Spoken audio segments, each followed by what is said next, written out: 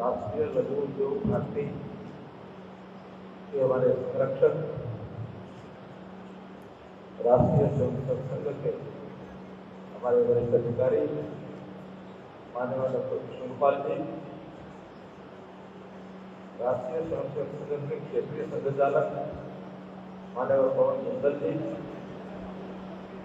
हरियाणा के यशस्वी मुख्यमंत्री श्री नाथ सैनी जी, हरियाणा के वन विभाग के हमारे cabinet minister Rao Narveer Singh ji, Bharatiya Janata party Haryana प्रदेश के प्रभारी श्री सतीश पूनिया जी, उद्योग भारती के राष्ट्रीय अध्यक्ष श्री घनश्याम ओझा जी, उपस्थित मंचासीन एवं सामने बैठे हुए सभी सज्जनवृंद, भाइयों बहनों, पत्रकार सहायता, सबसे पहले तो मैं इस बात का बहुत आभार प्रकट करता हूँ आप सब लोगों का। एक संगठन के नाते लघु उद्योग भारती, जो मैं समझता हूँ कि उद्योग क्षेत्र में सबसे बड़ा गैर सरकारी संगठन है, उस नाते से यहाँ आप राष्ट्रीय अध्यक्ष के नाते आए, आपका आभार, आपका स्वागत, आपका अभिनंदन। मित्रों, जैसा हम जानते हैं कि देश की अथवा प्रदेश की जो आर्थिकी है, जो उसका आर्थिक स्तर है, उसको बढ़ाने के लिए अगर किसी एक चीज का सहारा दिया जाता है, किसी एक चीज को उन्नत किया जाता है, तो उद्योग की बहुत बड़ी भूमिका होती है। रॉ मटेरियल के उद्योग करके और हम उसका कोई अलग से उत्पाद बनाते हैं, देश के लोग, दुनिया के लोग उसका उपयोग करते हैं और अर्थोपार्जन या आर्थिक लेन देन ये व्यापार में उद्योग में सबसे बड़ा होता है।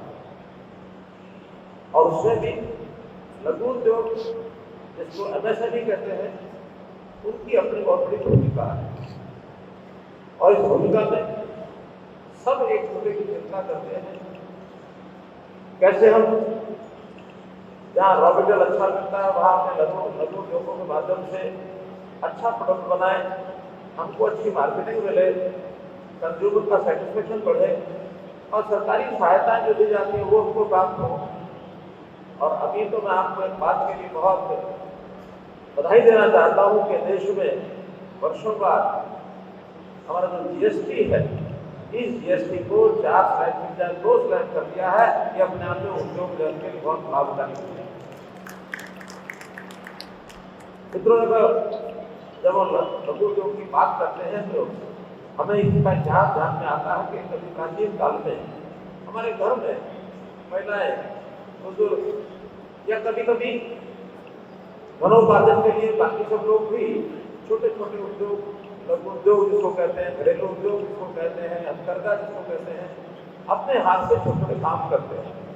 और छोटे कामों में से कई बार बड़े बड़े मिलियनर भी बन गए, बड़े बड़े लोग भी आगे बढ़ गए। हमारे माताएं बहनें बढ़िया पापड़ बनाते थे, इज्जत कंपनी वही पापड़ बनाने वाली कितनी बड़ी कंपनी बन गई।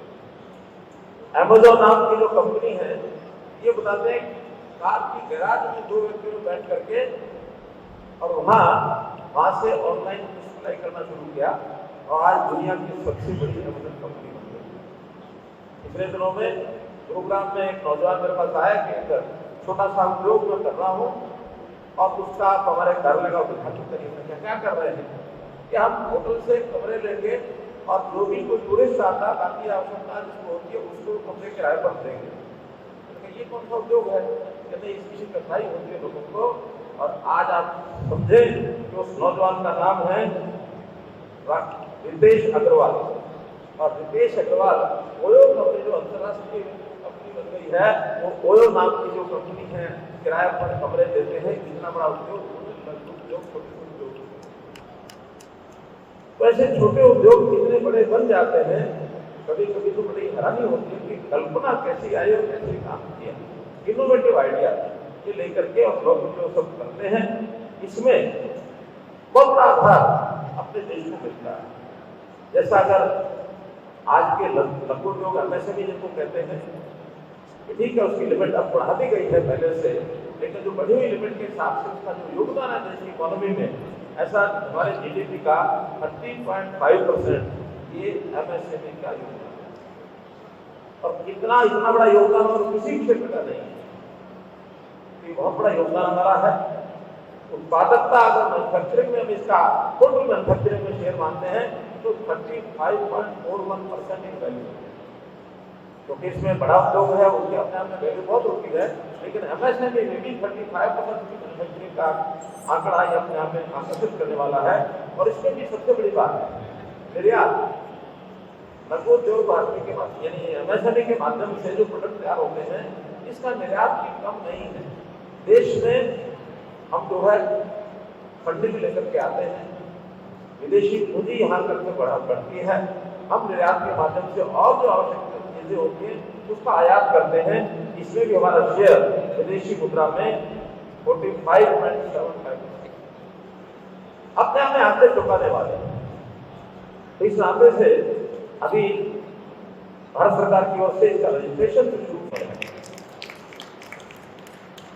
बड़े बड़े उद्योग, बड़े बड़े इंडस्ट्रियल एरिया उसमें लगते हैं, लेकिन लघु उद्योग इसके पीछे टारगेट ये रहता है कि देश के ऐसे कोने जहाँ भी उद्योग ठीक प्रकार से बड़े उद्योग नहीं पहुंच पा रहे हैं, लोगों को रोजगार वहां भी चाहिए, तो ये जो छोटे उद्योग हैं इस पर क्योंकि पूंजी कम लगती है, इसमें जमीन कम आवश्यकता होती है, इसमें शायद उनकी ज्यादा टेक्निकल चीजें भी जो बड़े उद्योग में चाहिए वो नहीं होती हैं, तो ऐसे दूर दराज के कोने में भी लघु उद्योग पहुंचे, इसके लिए भारत सरकार बहुत प्रयत्न कर रही है।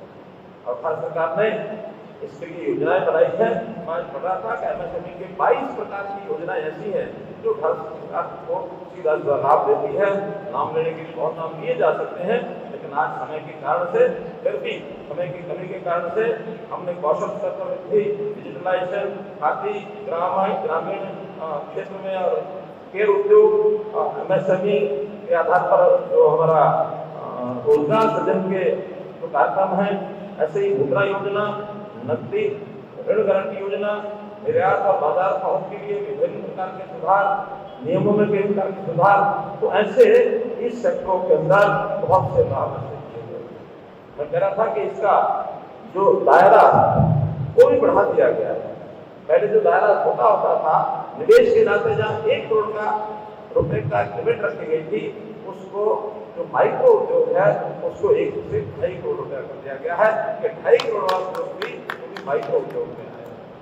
ऐसे ही लघु उद्योग के लिए जो 10 करोड़ रुपए की सीमा रखी गई थी उसको 25 करोड़ रुपए किया गया है, और जो मीडियम लेवल के जो उद्योग थे उसकी जो निवेश की सीमा 50 करोड़ थी उसको 125 करोड़ रुपए किया गया। बात अलग है कि कुछ लोग कहते हैं कि इसको नहीं करना चाहिए था, कारण ये इससे जब बड़े उद्योगों की तरफ लोग चले जाते हैं, छोटे उद्योग का जो प्रोत्साहन है वो शायद मिलता नहीं है। अलग अलग राय हो सकती है, लेकिन फिर भी इन चीजों को बढ़ा करके और इसमें टर्नओवर की सीमा उसको भी बढ़ाई गई है। 500 करोड़ रुपए तक का जो उद्योग की जो टर्नओवर की सीमा है ये भी मीडियम में आ गया है, ये लार्ज स्केल इंडस्ट्री में नहीं है। वैसे व्यक्तियों को ज्यादा अवसर मिले और लोग आगे बढ़े।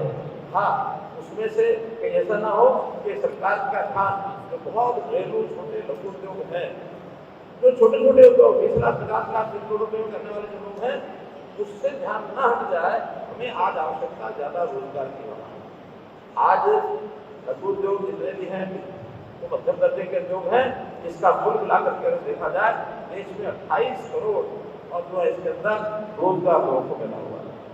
अपना में साइज बहुत बड़ा है, तो जो बड़ा साइज है इसके नाते से जरूर हमको विचार करना है कि हमें इसमें लगातार आगे बढ़ने के लिए किस किस चीज की आवश्यकता है। सरकारी योजनाओं का लाभ हमको उठाना ही चाहिए, इसमें कोई हद नहीं है, लेकिन एमएसएमई की जो उपयोगिता देश के अंदर और बढ़े तो इसमें हमारी मार्केटिंग इसकी आवश्यकता है। हम इसके लिए छोटे छोटे प्रयोग कर सकते हैं। अभी मैं कतार में पूछा गया था तो हमने कहा कि साझा बाजार जिसमें छोटे उद्योग को और खास करके सेल्फ हेल्प ग्रुप वो भी अपने आप में छोटा उद्योग है, तो सेल्फ हेल्प ग्रुप के उत्पादों को बेचने के लिए और कोई स्थान मिल जाए तो ऐसे छोटे छोटे कैबिन हम उनको बना करके दे सकते हैं ताकि वो अपना सामान बनाए, महीने में 2 दिन 3 दिन भी अगर वो सुना है तो अपना सामान बेच सकते हैं। जगह जगह इस प्रकार के लघु कुटीर उद्योग के मेले हरियाणा के मेले का अगर मैं नाम होगा तो सूरजकुंड ऐसा मेला है जो अंतर्राष्ट्रीय स्तर पर विख्यात हो गया। आर्ट एंड क्राफ्ट का जो सूरजकुंड मेला, दुनिया भर के लोग आते हैं, अपने सामान को बेचते हैं, न केवल दुनिया भर के विदेशों के लोग भी आते हैं। अपने उत्पाद का यदि प्रचलन हो, उसका ज्यादा विस्तार हो, उसको विज्ञापन के नाते से यही उनका अपने यानी स्थान से दुनिया के लोग को बता सके कि हमारा ये प्रकार का उद्योग है।